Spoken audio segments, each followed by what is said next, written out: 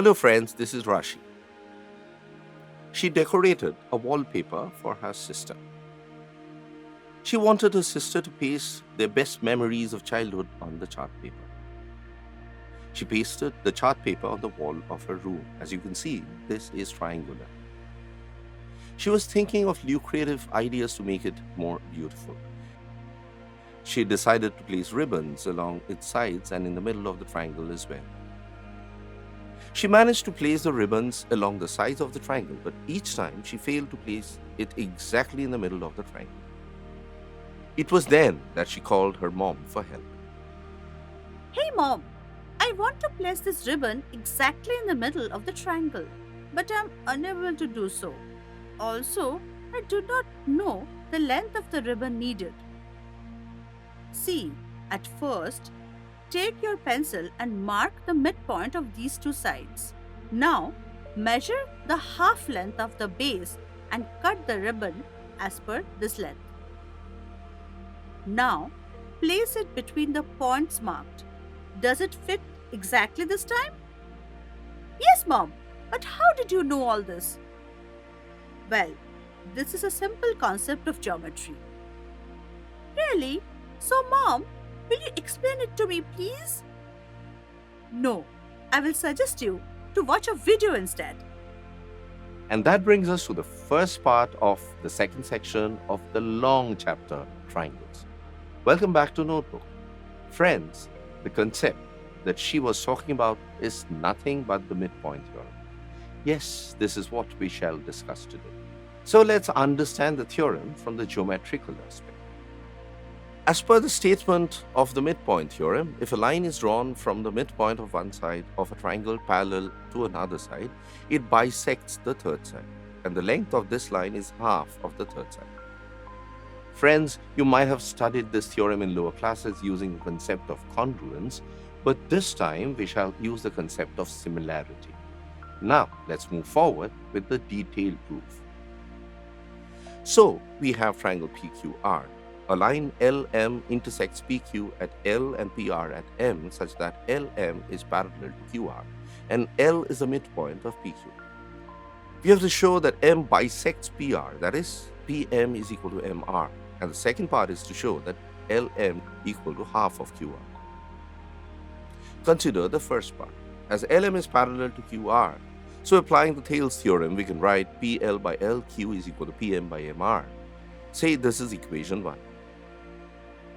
But friends, take a look at the given conditions. See that L is the midpoint of PQ, so PL is equal to LQ. Hence, equation 1 becomes LQ by LQ is equal to PM by MR. This implies PM by MR is equal to 1, or PM is equal to MR. Hence, M is the midpoint of PR. Now, we have to show the second part. At first, observe the triangles PLM and PQR.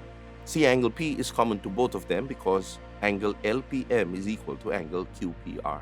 As the line LM is parallel to QR, so angle PLM is equal to angle PQR and angle PMR is equal to angle PRQ, as they are corresponding angles.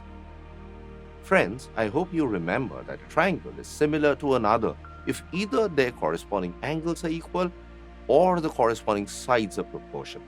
That means one condition automatically implies the other. In this case, each of the corresponding angles of triangle PLM and PQR are equal. So the triangles are similar. As they are similar, the corresponding sides must be proportional. That is, PL by PQ is equal to PM by PR is equal to LM by QR. Now see that PL by PQ is equal to PL by PL plus LQ is equal to PL by PL plus PL, because PL is equal to LQ. So ultimately PL by PQ is equal to half. Similarly, PM by PR is equal to half. Therefore, PL by PQ is equal to PM by PR is equal to LM by QR is equal to half. So LM is equal to half of QR, hence proved. Friends, do you think the converse of this theorem is true? Can you prove it? Let's try. In this case, we have a triangle PQR in which L is a midpoint of PQ and M is a midpoint of PR. Now we have to prove that LM is parallel to QR. Note that L is a midpoint of PQ. Therefore, PL is equal to LQ. Hence, PL by LQ is equal to 1. Say this is equation 1. Again, M is the midpoint of PR. So PM is equal to MR. This implies PM by MR is equal to 1. Let's say this is equation 2. Observing the equations 1 and 2, we can say PL by LQ is equal to PM by MR. Hence, LM divides PQ and PR in the same ratio. Therefore, LM is parallel to QR by the converse of Thales' theorem. That completes the proof.